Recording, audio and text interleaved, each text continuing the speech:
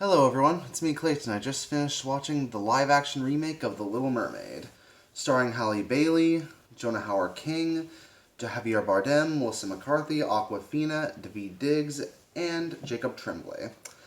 Now, when it comes to Disney's live-action remakes, plenty of them have received heavy criticism over the years for their CGI, their unnecessary additions, and the fact that some of them actively change some of the parts of the original story, usually for the worst. Now, with The Little Mermaid, it's actually a case of a mixed bag for me, because some changes actually do work out, in my opinion, and others do not. But let's get to the story, shall we? This new 2-hour and 15-minute version of The Little Mermaid stars Ariel, played in this version by Halle Bailey, who wishes to go to the surface world and especially considering that humans and the sea world are separated and the relations between them are not so good. Considering that King Triton, played by Javier Bardem, what ultimately had to deal with his wife being killed by a human in the past, it's pretty easy to see why he doesn't exactly like the humans at all. But when Ariel ends up saving a young adventurous prince named Eric, played by Jonah Hauer-King, it becomes very clear that Ariel falls in love with the young lad.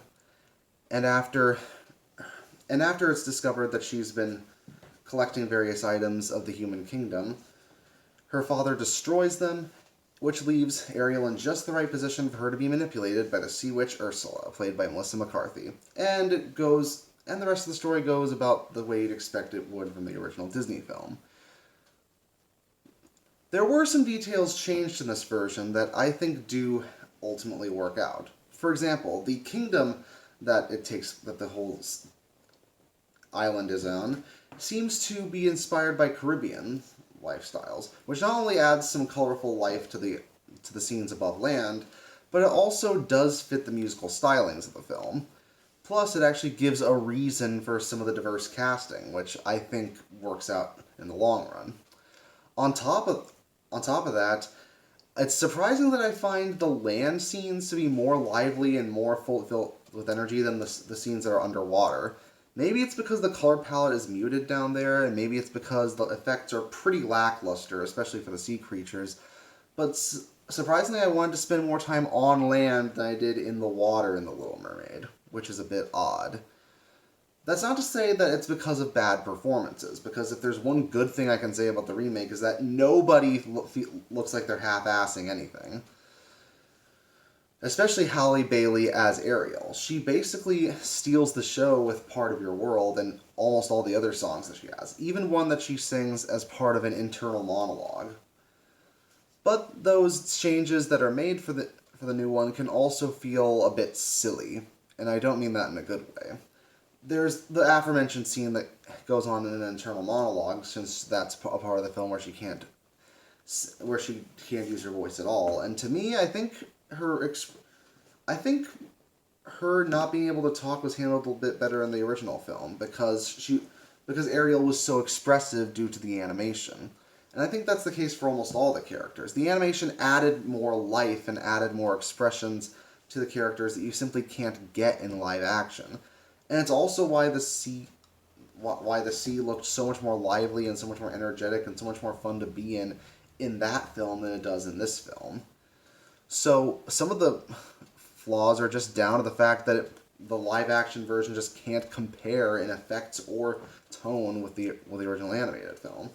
But most of the actors' performances are generally good. Halle Bailey's good. Javier Bardem is great as King Triton. And Melissa McCarthy is surprisingly menacing as Ursula. I kind of thought her performance would be a total farce, but it's not that at all.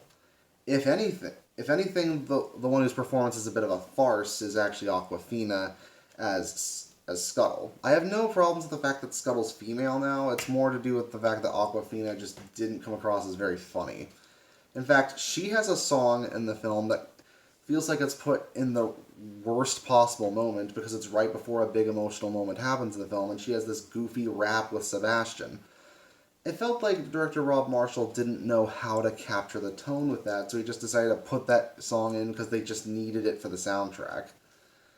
Same goes with one of Eric's songs. Yes, Eric has a song in this, where I understand they're trying to add parallels between him and Ariel, which in the dialogue scenes it works out because he gets to show Ariel that they have similarities in how they collect things and how they are dealing with issues with their parents and stuff like that. It does feel like it adds depth to Eric's character that was missing before.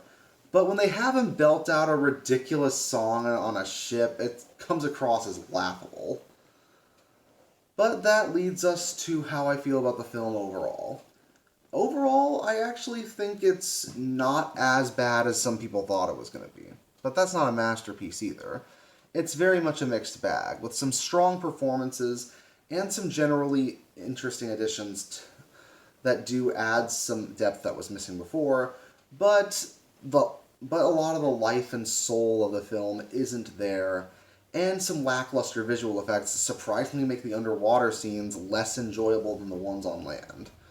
So, surprisingly, I think I'm going to give this one a 6 out of 10. Not a disaster, but it's not going to save Disney either. See you next time.